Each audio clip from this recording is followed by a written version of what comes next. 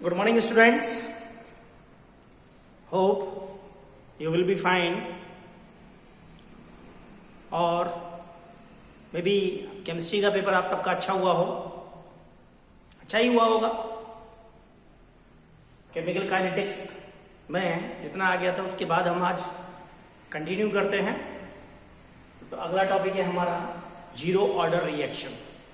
Zero order reaction means इसके लिए N की वैल्यू क्या है, that is equal to zero, यानी एन जो है हमारा ऑर्डर ऑफ रिएक्शन क्या है, जीरो है। सपोज दैट एक एग्जांपल लेते हैं, ए रिएक्टेंट है और क्या बनता है, एक बी प्रोडक्ट बनता है या अभिक्रिया होती है। और यह अभिक्रिया चूंकि हमने मानी है इसलिए क्या है, this one is the hypothetical equation.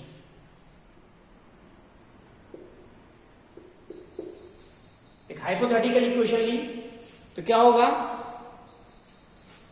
T when time is equal to zero, यानी इनिशियली जब अभिक्रिया नहीं हुई है, टी बराबर जीरो पर प्रोडक्ट भी क्या मिलेगा आपको, जीरो मिलेगा।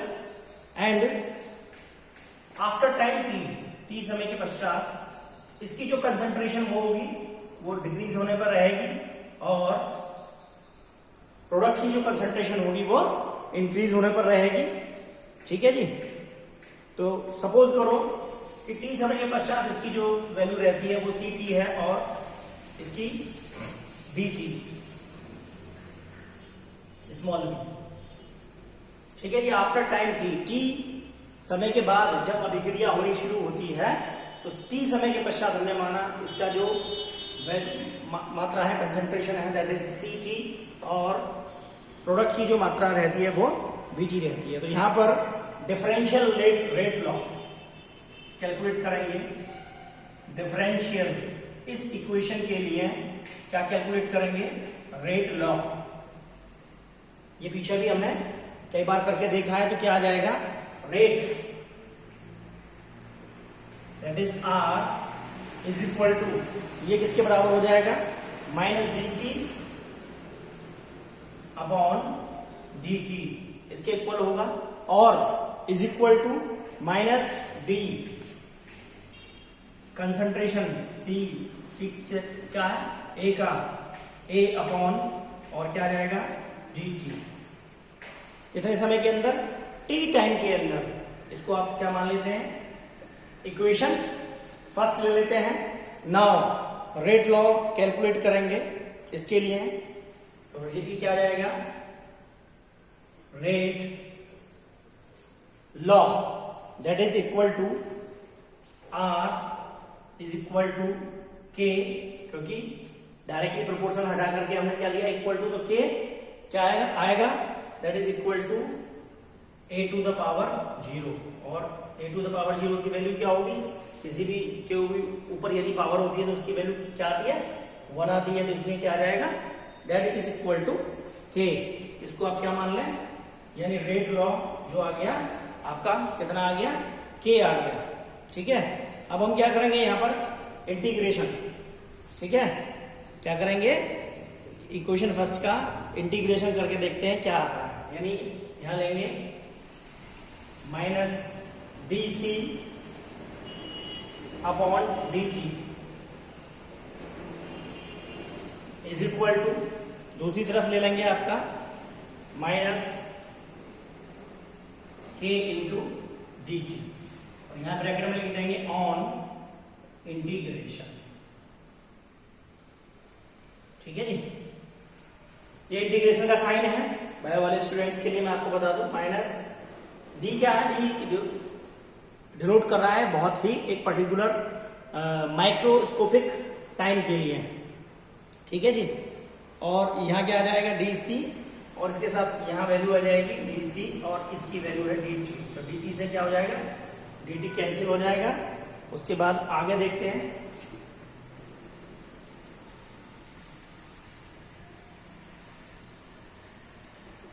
ठीक है जी। उसके बाद आगे जो भी जीरो ऑर्डर रिएक्शन आपके सिलेबस में है, तो इंटीग्रेशन कहां से कहां तक, that is integration C T to C0 C naught यानी इनिशियल से और जितना समय हमने लिया था वहां तक इसका इंटीग्रेशन करके देखते हैं तो ये आ जाएगा आपका that is DC is equal to और इंटीग्रेशन में अंदर आ जाएगा 0 to t टाइम के लिए यानी k इंटीग्रेशन से बाहर 0 to टाइम t और वैल्यू आ जाएगी इसकी dt।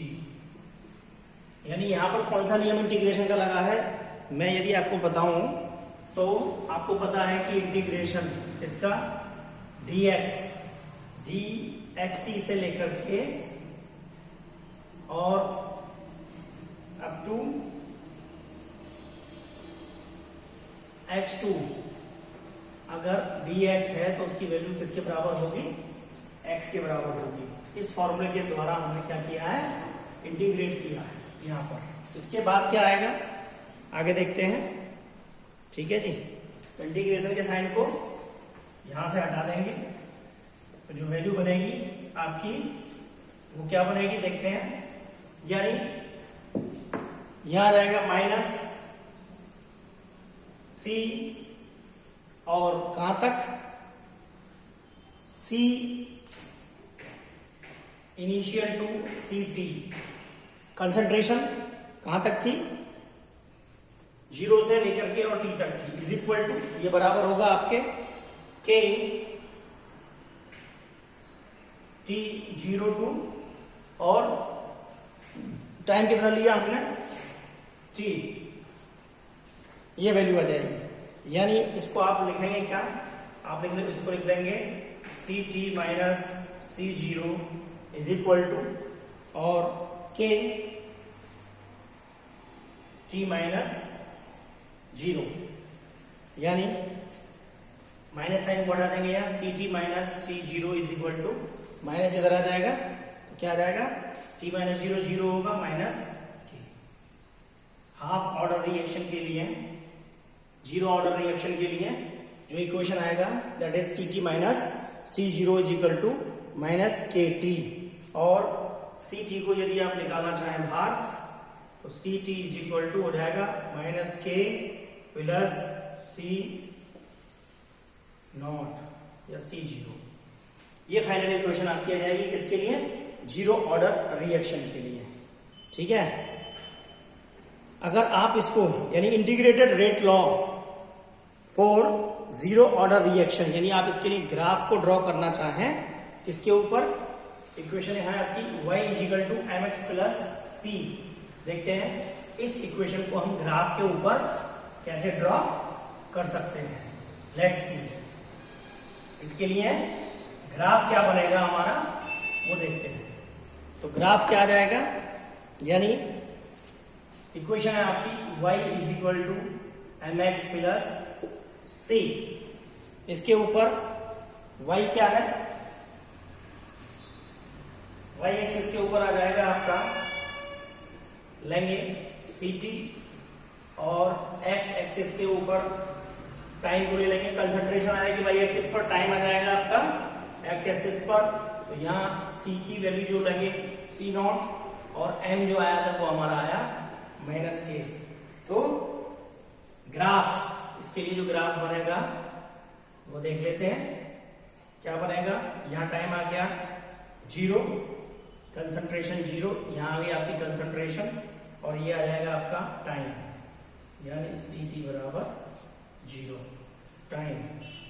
तो इसके लिए जो ग्राफ आपको मिलेगा वो डाउनवर्ड डायरेक्शन के अंदर मिलेगा। यानी ये जो स्लोप है this slope is equal to minus K, ये जो स्लोप है ये इसकी ग्राफ को क्या कर रहा है इंडिकेट कर रहा है m।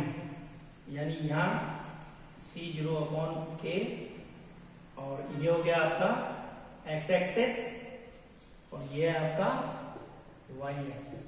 x एक्सिस के ऊपर ये आ जाएगा और y एक्सिस के ऊपर ये आ जाएगा। यहाँ जो कोऑर्डिनेट बनेंगे अगर आप कोऑर्डिनेट लेना चाहें तो क्या लेंगे co अपॉन k, 0।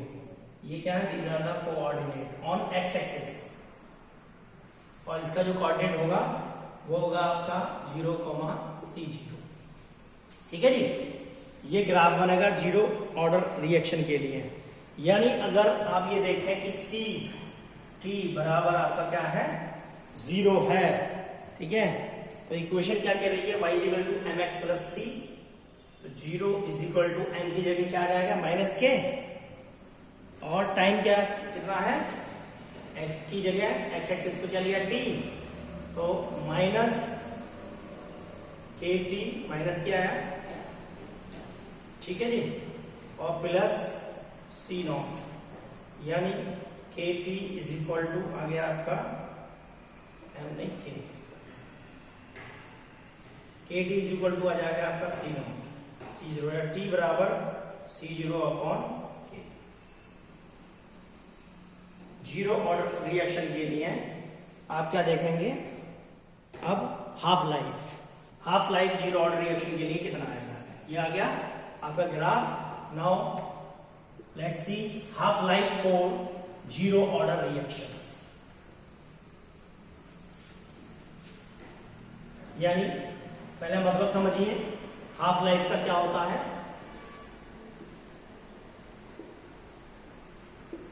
इसके लिए जीरो ऑर्डर रिएक्शन के लिए half life means concentration of reactant should half, यानी टी को कैसे डिनोट करेंगे, टी हाफ के द्वारा। यहां पर कंसंट्रेशन जो है एक निश्चित ऐसा समय जिसके ऊपर कंसंट्रेशन जाकर के क्या हो जाती है, आधी हो जाती है, उसको हम क्या कहेंगे, हाफ लाइफ कहेंगे। लेट्स सी एट टी बराबर 0, फॉर्मूला ऊपर आ गया आपका C T is equal to C zero, तो T half that is C T कितना हो जाना चाहिए, सी नॉट बाई 2, यानी कंसंट्रेशन जब आपका समय इनिशियल स्टार्टिंग थी, जब अभिक्रिया नहीं हुई थी, उस समय कितना था सी नॉट या सी zero.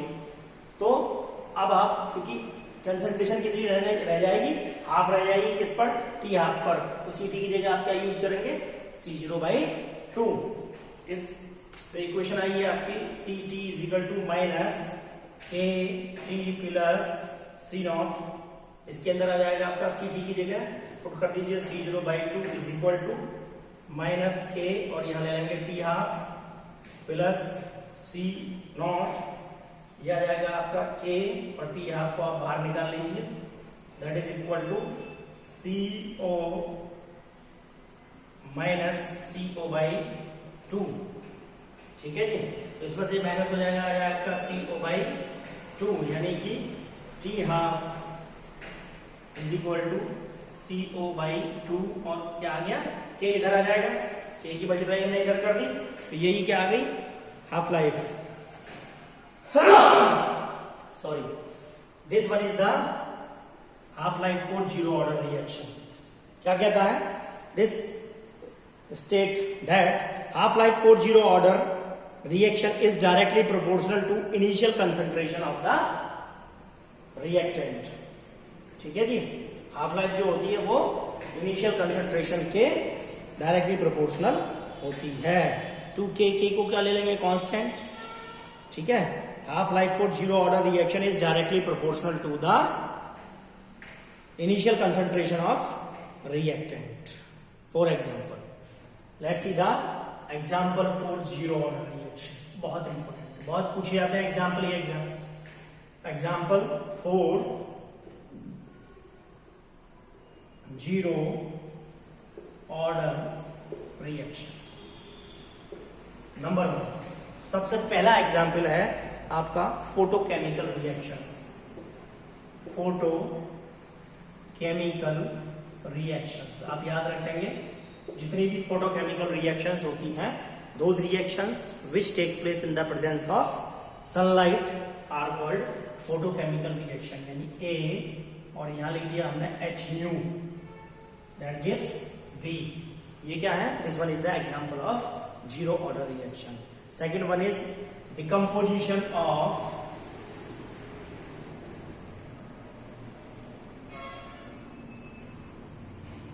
decomposition of hydrogen iodide on the surface of gold.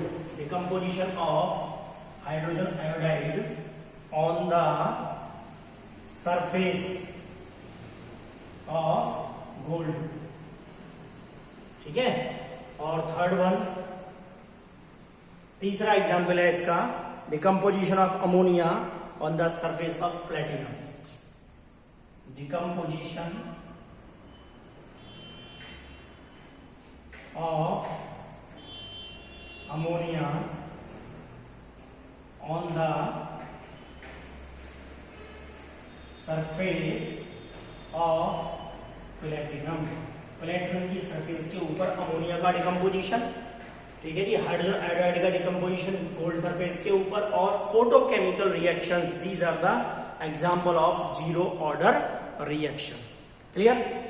एक बार में ये हो सकता है ना समझ आए तो वीडियो को आप दोबारा देखें, दोबारा नहीं आता समझ में दोबारा, और इससे रिलेटेड अगर कोई डाउट आपको आता है तो आप मेरे से कांटेक्ट करके पूछ सकते हैं। It's clear? Now let's move, आगे चलते हैं, देखते हैं first order reaction. Let's see first order reaction. दो मेन चीजें आपको याद रखनी है फर्स्ट ऑर्डर रिएक्शन के लिए। यहां हम फर्स्ट ऑर्डर रिएक्शन को स्टडी कर रहे हैं। Ct की जो वैल्यू है वो C0 से कम। दूसरा, n बराबर क्या आएगा? 1 आएगा। Let's take a hypothetical equation. A is the reactant और A से क्या बनता है? B बनता है। लेकिन यहां पर हमें क्या लेना पड़ेगा? स्टोकियोमेट्रिक कोएफिशिएंट भी लेना पड़ेगा कि इसकी मात्रा कितनी है, 1, तो हमें इसकी भी एक मात्रा प्राप्त होती है। जब अभिक्रिया नहीं हुई है, यानी जब T क्या है? 0 है, तो जो कंसंट्रेशन है A की वो C0 रहती है, और B यानी जब अभिक्रिया ही नहीं हुई है, आपको सोच सकते हैं जब रिएक्शन ही नहीं हुई है तो B यानी प्रोडक्ट हमें कुछ नहीं मिलेगा। Now after time T second, suppose that कि हमें क्या मिला? BT, यानी इस BT मात्रा मिली और उसको भी क्या मान लिया हमने? X मान लिया। यानी after a certain time we will get in the case of product, उसके नाम पर हमें क्या मिला? X। तो जो शुरू में था हमारा इनिशियल कंसंट्रेशन कितनी थी? C0। तो अब यहाँ कुछ समय के पश्चात जो इसकी मात्रा, रिएक्टेंट की मात्रा बचेगी वो होगी आपकी C0 माइनस X। ये आ गया आपका। यहीं पर हम क्या लेंगे? Differential rate law. सबसे पहले इसको कैलकुलेट करेंगे, जैसे हमने जीरो ऑर्डर रिएक्शन के लिए किया था। आ जाएगा rate R is equal to minus dC upon dt, means D with in the concentration of A upon dt। Now calculate rate law according to order of reaction. Order of reaction कौन सा कर रहे हैं? First. तो rate R is equal to minus Kc1 is equal to K, और with in the bracket यानी A concentration A to the power 1 आ जाएगा minus dC upon dt is equal to Kc। क्या लेंगे? इसका इंटीग्रेशन करेंगे, यानी आ जाएगा आपका, आप इसको इधर ले आए और इसको इधर ले जाए। नेक्स्ट इक्वेशन में यही किया हमने, dC upon C is equal to minus K into dt। Clear? उसके बाद हमने क्या किया? इसका इंटीग्रेशन C0 से Ct तक, ये साइन है इंटीग्रेशन का, dC upon C is equal to minus 0 to T K into dt। ठीक है जी? ये बायो वाले स्टूडेंट को थोड़ा टफ पड़ेगा, तो यहां बस ये एक लाइन आपको समझनी है। उसके बाद ये किसकी टर्म्स में लिया? LNCT की टर्म्स में। LNC C0 to T is equal to minus K और T 0 टू T, यानी इनिशियली हमारा जो टाइम था वो 0 था और T समय के अंदर ये रिएक्शन हो रही है, इसलिए हमने ये लिया है। यानी आ जाएगा आपका LNCT is equal to minus LNCO minus KT। ठीक है जी? तो क्या आ जाएगा आपका? LNCT इज इक्वल टू, इसको आप इधर ले जाएंगे, is equal to KT। LNCT minus LNCO, LNCT minus LNCO minus कर देंगे, इंटीग्रेशन के साइन को तोड़ दिया यहाँ पर हमने, that is equal to K into T। इसको क्या कर दिया हमने? ट्रांसफर कर दिया, तो आ जाएगा LNCT minus is equal to minus KT plus LNCO या LNC0। नाउ उसके बाद देखते हैं LNCT को किसकी टर्म में? लॉग की टर्म में तोड़ देते हैं। तो आप जानते हैं कि यहां पर ले लेंगे हम LNCT को, इसको इक्वेशन को डिनोट करेंगे किस पर? y is equal to mx plus c। ठीक है जी? इसके ऊपर नोट करेंगे, यानी इसमें इस ln की जगह हम क्या करें? लॉग की वैल्यू को पुट कर दें, तो आपका आ जाएगा इक्वेशन 2.303 और log base 10 Ct is equal to minus KT plus और 2.303 और ये आ जाएगा आपका log 10 C0। ठीक है, यहाँ क्या करेंगे आप डिवाइड करेंगे, डिवाइड बाय 2.303 तो क्या आ जाएगा, ये बचेगा आपका यहाँ log base 10 CT is equal to minus K upon 2.303 into T plus log base 10 और CG। ठीक है जी, यानी log के टर्म में आपकी जो इक्वेशन बनेगी फर्स्ट ऑर्डर रिएक्शन की वो ये होगी। ठीक है, अब देखते हैं इसका ग्राफिकल रिप्रेजेंटेशन। हम इसको ग्राफ के द्वारा तीनों ही कंडीशन में, LNCD की कंडीशन में, लॉग की कंडीशन में और जनरल वे के अंदर जिसमें हम एक्स एक्सिस के ऊपर क्या लें टाइम लें और वाई एक्सिस के ऊपर हम क्या लें कंसंट्रेशन को लें, तो हम कैसे डिनोट करेंगे, उसका ग्राफ कैसा होगा आगे चलते हैं।